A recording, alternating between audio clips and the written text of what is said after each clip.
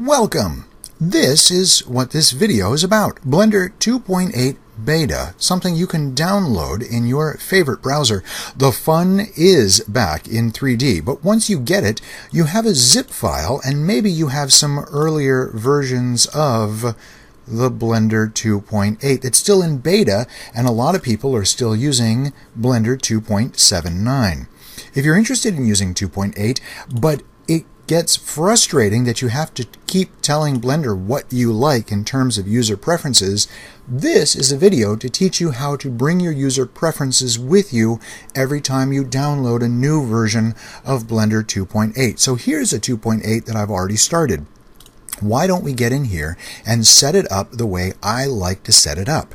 I begin by toggling the window full screen under the window setting and then edit preferences, and I'm going to make sure that my key bindings are right click select. It's a known problem that left click selecting is a problem. So right click select, while it will remove your ability to access those neat context menus, will prevent you from finding those left click select bugs that keep moving the 3D cursor around on the screen.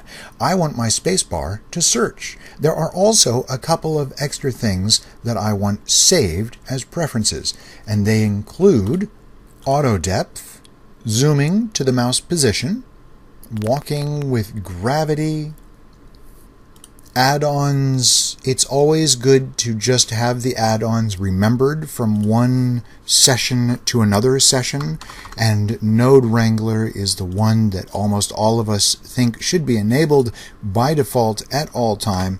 F2 if you're into mesh creation and changing things with vertices, edges, and faces. And the other thing is scatter, which is absolutely amazing. Scatter objects is really phenomenal in this version 2.8 of Blender. And I may or may not, and there is something that I have installed, and I'm going to make a different video about, but sometimes you have a plugin that you have to install from a file. And I happen to have, you know, I didn't know that I could scroll. I just spent 3 minutes double checking that what I was looking for is actually here. I'm just moving my mouse wheel and ta-da!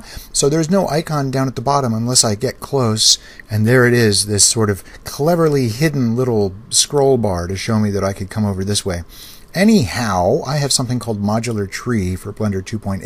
It is still zipped up, and instead of unzipping it, I simply tell Blender install from that file after navigating to it. Enabling it actually enables mtree and something else. It takes just a moment to parse and enable, and then auto check is the second bit here called preferences, and that is something we're going to talk about a different time. But I can save those preferences, and for the most part, that's going to be good enough for me. You know, there is one more that I've enjoyed playing with just recently, and it has to do with the material library. It is something around 150 or 250 different materials that are decent, but they were made around the time of Blender 1.6 or something, and they're a good starting point. Let's put it that way. So I don't think I actually saved that, but I make sure that I click Save Preferences down here. And one more detail is maybe getting rid of that cube. Now, if I save this as my startup file, it goes into User Preferences. So let me Control Q and confirm that I do want to quit and show you and show me exactly what I'm talking about. Where did 2.8 go? Here. This is the one I used, I think. Here it is, config. This is a very important folder. It has the bookmarks, the startup file that I just requested Blender create, and also the user preferences, which is what I was saving when I went through selecting my add-ons and my right-click versus left-click select. So if I were to now in Windows right-click copy this and go to the version of Blender 2.8 that I just downloaded yesterday. You can see this is yesterday's date somehow, messed up with hashing. And I go ahead and just say zip thing extract. And it says really, and I say really. And then it just does it. And it takes less than half a gig. And in just 55 seconds, a blink of an eye in the time of the cosmos, it is unpacked. And it looks like I did it today, not yesterday. So that's I Am Camus Stranger. So this is our new folder for Blender 2.8, and it's the one that we start using now, using this. And if I click on this, it accesses the application and doesn't remember me. I could load 2.79 settings, but what I would rather do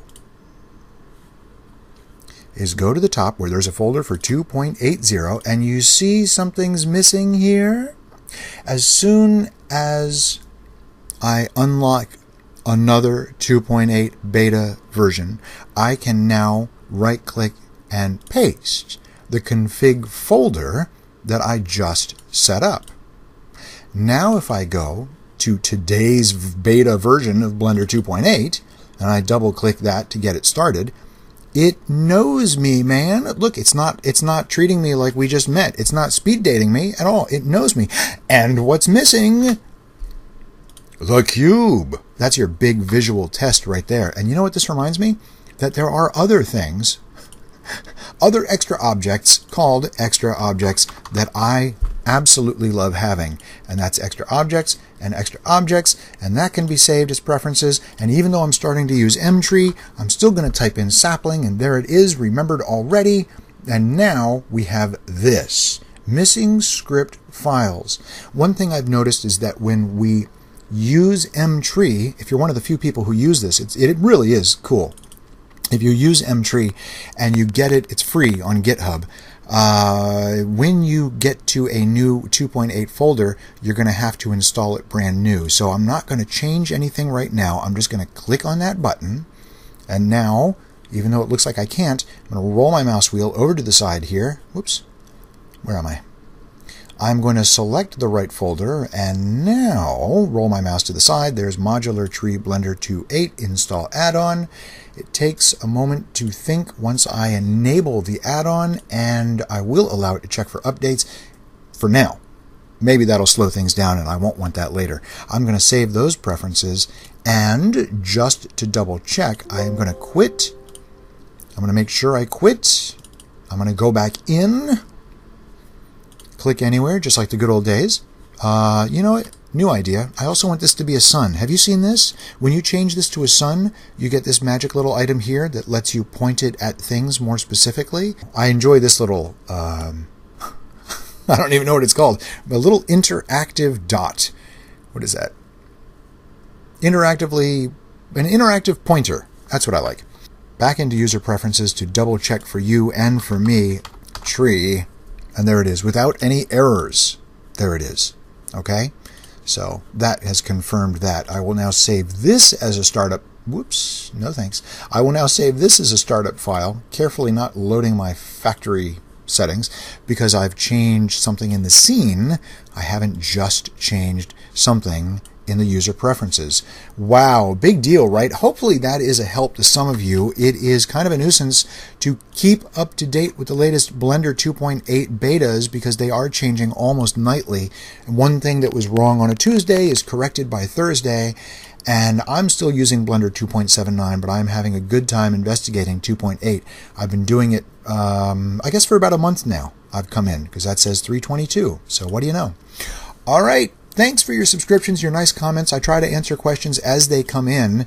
You and I can work together and make some pretty cool stuff. I will see you around the channel. Thanks for watching.